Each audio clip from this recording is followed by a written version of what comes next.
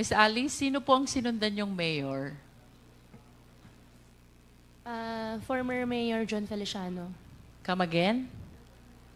Former Mayor John Feliciano. Joe Feliciano. John Feliciano. John Feliciano. And how associated are you? Gaano ka ba kalapit dito kay John Feliciano? Magkaibigan po, Your Honor. Nakilala ko po siya, I think, during his second term. Second term? Can you Apo. cite the year? Di po ako masyado sure na sa year. Second term ko, di po ako nagkakamali. Siya ba ay nakatapos ng 3 termino? Yes po, Your Honor. In other words, if you're referring to the second term, you met John Feliciano sometime in 2016 to 2019. In between po, Your Honor. In between 2016 to 2019. Ang sabi mo kanina, kaibigan mo si John Feliciano. Can you please enlighten us? Gaano kayo kalapit na magkaibigan? Your Honor, magkaibigan, nagkakilala kami nung second term po niya na kumuha po ako sa kanya ng business permit para sa piggery. And then, last term po niya, I think pandemic time na rin po. Did you help in the campaign of John Feliciano in 2016? Hindi po. Did you help John Feliciano in 2019? Hindi din po, Your Honor. In other words, since you met John Feliciano, wala kang naitulong sa kanya pagdating sa kanyang kampanya. Is that correct? Financially, wala po. What do you mean by financially? If not financially, then what else or how else will you help him politically? Of course, Your Honor, yung mga ibang botante po namin sa farm, kinakampanya po namin, yung mga ganun lang po. And how many voters do you have in your farm? I have, during that time, ngayon po kasi wala na, totally wala na. During by that time po, siguro po more than 50 or more than 70 po. Alam mo, Alice, mahirap tumakbong mayor. As a matter of fact, it is very difficult to win kung wala kang leaders, supporters, na tutulong sa'yo. Since you've known John Feliciano since 2016, kung hindi ikaw ang tumulong sa kanyang politika, then who did? Sino ang tumulong kay John Feliciano? Your Honor, I think the former mayor is here po. Better siya po yung sumagot kasi hindi rin po ako yung tumulong po sa kanya. May we ask John Feliciano, the former mayor?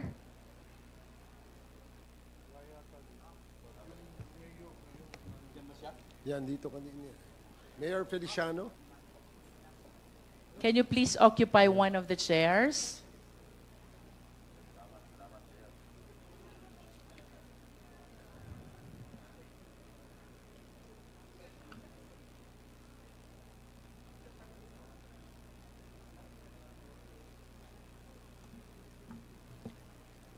Yes, Madam Chair.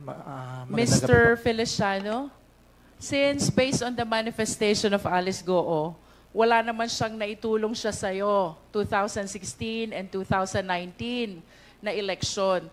Sino ang mga taga-Banban na malaki ang naitulong sa'yo during those times of election?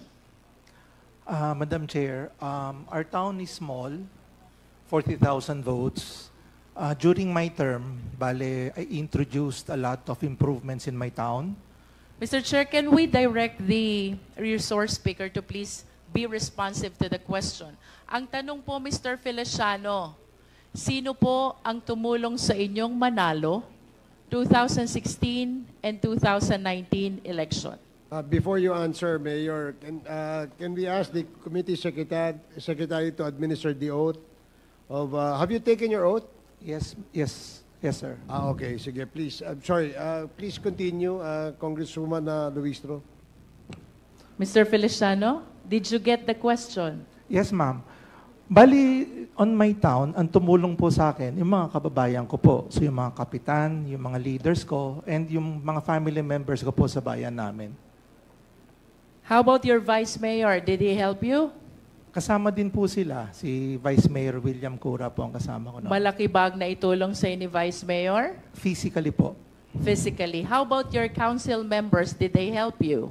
Yes, ma'am. Actually, I'm proud to say, on my second term, isa lang po ang nalaglag sa mga councilors ko. So 7 of your 8 members Yes, Madam Chair. dedicated their support on your 2016 and 2019 election. How about the barangay captains? Ilan ho bang kapitan mayroon kayo? Out of the 15 po, sa akin po lahat sila. And on my last term, wala po nalaglag sa ticket ko. 10-0 po kami lahat. How many barangays do you have? 15 lang po. 15. Yes, ma'am. And the total of 15 barangays all supported you during your 2016 and 2019 election. Yes, Madam Chair. Kanina po sabi ni Alice Goo, wala siyang naitulong sa inyo 2016, wala din siyang naitulong sa inyo 2019, except yung botante na nagtatrabaho sa kanilang farm. Do you confirm that? Yes, Madam Chair. And aside from doon sa botanteng nagtatrabaho sa farm nila, mayroon ho ba kayong malalim na pinagsamahan ni Alice Goo? Like for example, nagka-problema ho ba kayo? Na ni-rescue niya kayo? Meron ho ba kayong mga ganyang pinagsamahan? Or nangutang ho ba kayo sa kanya at pinaluwag niya kayo? Hindi naman po. During my time, because yun na po yung nagkaroon ng ASF, that's why most of the time po, pupunta po sila ng munisipyo, kasama po yung hog raisers to address the problem. So, doon lang po kami naging close, Madam Chair. Because most of the time, papasyal po sila because na-wipe out nga po ang population ng hog and swine. So, that's the time we had ample of conversations, Madam Chair. Kung papipiliin ko po kayo, Mayor, si Alice Goo po ba? Friend or acquaintance lang? Friend? Friend. Yes, ma'am. But you have several other friends who might be more attached to you than Alice Goo. Do you confirm that? Marami po, siyempre. Marami, Opo. no? Ang gusto ko pong itanong, Mayor, considering na si Alice Goo, wala namang naitulong sa inyo 2016. Wala ding naitulong sa inyo 2019. And you even said that there are several other friends who are more attached to you than Alice Goo. Bakit po siya ang in-endorse niyong tumakbong mayor? Madam Chair, yung during my time, dahil maliit lang nga po ang bayan namin, I believe a good businessman should be the one running the municipality or local chief executive. Mayor, why do you say that Alice Goo is a good businessman? Because from the time I knew her, 2016, siya na po ang, sabihin na natin, responsible po doon sa mga piggery nila sa bayan ng Bamban. And it so happened, nakita ko naman na napalaki nila, and during the pandemic, nakita ko she was able to control yung pagkamatay po ng mga baboy nila. So a good businesswoman, so sabi ko, why not try and ask her if you wanted to run. You manifest that you are the one who offered that opportunity to her? Yes, Madam Chair, because... Kayo po ang nag-alok, hindi niya hiniling. Hindi po, kasi po, during that time, I had a falling out with my fellow, yung kaibigan ko nga, because I ran for Congress. So, it so happened, we had a falling out with my barangay captain. So, sabi niya, hindi ka pwedeng tumakbo, kailangan ako lang. I needed someone on my back. Mahirap pong tumakbo ng Congress kung wala ka pong mayor sa bayan mo. So, sad to say, ang option ko na lang was to ask her if she wanted. And then, she said, sige, give me 30 to 60 days and I'll decide. And then after po nun, Madam Chair, after 60 days, so let's try it out. Let's ask our, yung mga kababayan natin kung papayagan tayo. And then, everything fall through. How about your vice mayor? Ang vice mayor ko po, ang nangyari noon, nagpunta rin po rin sa kabila. How about your council members? At naiwan po sa akin lahat yung 7. And you did not consider any of them Wala po, ma'am kasi hindi to succeed to your mayoralty? wala pong capable. They're not capable of... Aside from the piggery business, Mayor, what consideration did you consider, what factor did you consider why you offered the mayoralty to Alice Goo? Wala naman po. Nothing came into me. Ganun lang po kasimple naman yun eh. You Nothing. just offered the position to Alice Goo. Yes, ma'am. Kasi during that time, it was already closed. Wala na akong magawa, ma'am, because How close, Mayor? no, the time frame during that time that my friend told me not to run, and we were already having a squabble kung sinong gagamitin ko as my candidate. Ma'am, masyado na maigsi yung oras. So wala nang panahon, ma'am. I Na understand, Mayor, during your time, may Hongsheng na. Yes, ma'am. Meron na, ma'am. So, do you confirm na kayo po ang unang nag-issue ng business permit sa Hongsheng? Yes, ma'am. I was the one. And how do you describe the operation of Hongsheng? Actually, ma'am, nung sa Hongsheng, hindi naman ako, ma'am, nakapasok doon because it was a regulated Philippine offshore gaming operator. And so, I believe Banban wasn't the one having the Philippine offshore gaming operations. Ma'am, during that time, nag-review din ako, nag-study rin ako. Almost 400 po nag-ooperate. As far as Cavite, meron pong Cagayan Valley. Let's concentrate to Hongsheng, Mayor. Ayun nga, ma'am. So, And do you confirm that the land being occupied by Hongsheng belongs to Alice Goo? yes, ma'am. You confirm that? Yes, ma'am, because she was the one who requested the letter of intent to me para po ma-endorse ko po sa Sangguniang Bayan to get the letter of no objection. The Baofu. Yeah, no, yung Hongsheng po, ma'am, Hongsheng. You are stating now, Mayor, that you were the one who endorsed the letter of Alice Goo to Hongsheng to No. be able to secure a letter or resolution of no objection. Yeah, That's what because- you said. Yes, ma'am, because she endorsed a letter of intent to me. So ako naman, on my part, as a local chief executive, bibigyan po ko ng sulat sa Sangguniang Bayan to act on that request. Alice, I remember last time you denied this. You said you never represented Hongsheng. Your Honor, I translate for Hongsheng, and for Hongsheng po, I invoke my right against self-incrimination for the cases filed at the court po. But I wish to manifest, Mr. Chair, that in tonight's hearing, contrary to the representation of Alice Goo, Mayor Feliciano is now saying that it was Alice Goo who approached him and facilitated the resolution interposing no objection to the establishment of Hongsheng, in which SEC documents the name of Alice Goo appears as representative, which fact Alice Goo likewise denied during the last hearing. Mayor Feliciano, Yes, Madam Chair.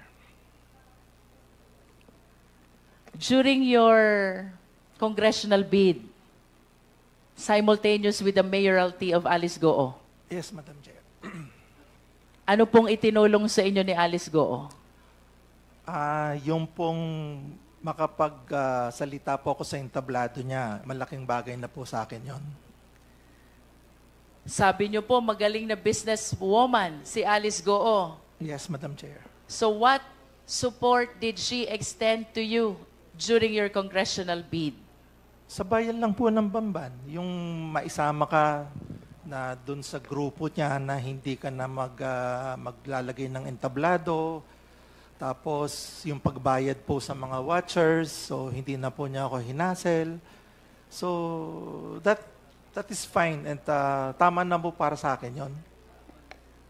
So there are no campaign funds that were extended to you? Wala po, kaya po natalo ko, yun lang pong sa akin. How many towns do you have in your district? Madam Chair, we have 4.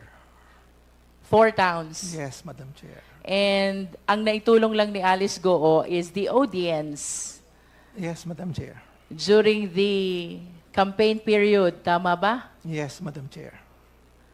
Is that the only thing that you're expecting from the businesswoman whom you describe as a very good businesswoman? On my part po kasi, Madam Chair, what I learned was when you try to run for office, kung may magbibigay ng tulong, salamat. Kung wala, salamat din para at least wala pong magsisisihan sa bandang uli.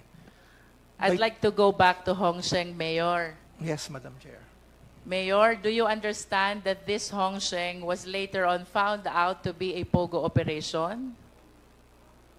Madam Chair, yung pong letter of no objection was part of a PAGCOR license given by our gaming industry. So alam ko po na ganun talaga siya. And I believe Philippine offshore gaming operators are legally in a sense. Can you describe to us how many buildings are erected in Hong Sheng? I'm not really sure kung ilan po yung Approximate. 5 or 6. And do you recall kung magkano ang real property tax na ibinabayad sa inyo during that time? Ngayon po, more than 15 million po. During your time, Mayor? Yes, that was ngayon pong pagbaba ko po. More than 15 Yes, million? Yes, ma'am. And where were you nung na-convert ito as Yunzuan Corporation? Wala na po Was ako it nun. during your term? No, hindi na po. Because later part na po kasi yun noong 2022 eh. And then, baba na po ako nun. How about the Baofu land, Mayor? When Alice Go acquired this land, what is the classification of this land? This land was agricultural and then she requested for a reclassification way back 2019. So it was during your time when the land was reclassified.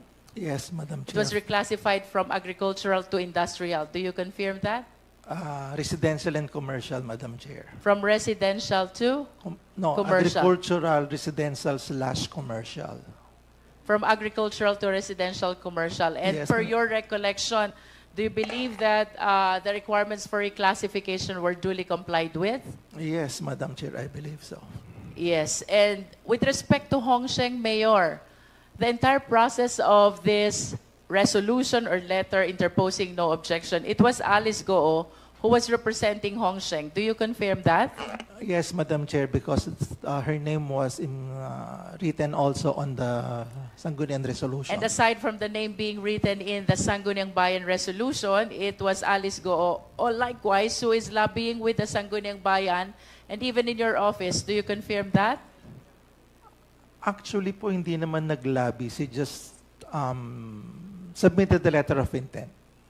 How To many my- times did she visit your office to represent Hong Sheng?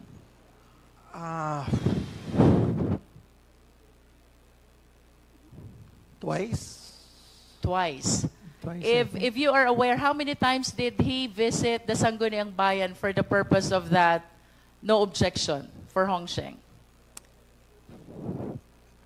Once? I wish to manifest, Mr. Chair, that contrary to the statement of Alice Goo, that she never represented Hong Sheng during its application for permit and even in the issuance of letter or resolution of no objection. John Feliciano is now testifying that it was Alice Goo who represented and facilitated the no objection resolution for Hong Sheng, the POGO operation. I submit, Mr. Chair. Thank you.